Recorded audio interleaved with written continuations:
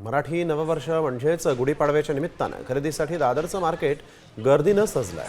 फुलं, रंगीबेरंगी गुढ्या, झेंडे, सजावटीचं साहित्य घेण्यासाठी मोठी गर्दी झाली आणि यावेळेसचा आढावा आमच्या प्रतिनिधीनं घेतला होता। त्यावेळेसची ही दृश्य आपण पाहताय। गुढीपाडव्याच्या खरेदीसाठी दादर मार्केटमध्ये अशा पद्धतीनं गर्दी झाली होती।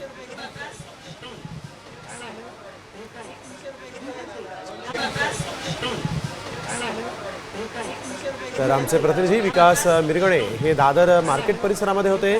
त्यावेळेस नेमकं काय दृश्य होतं पाहूया।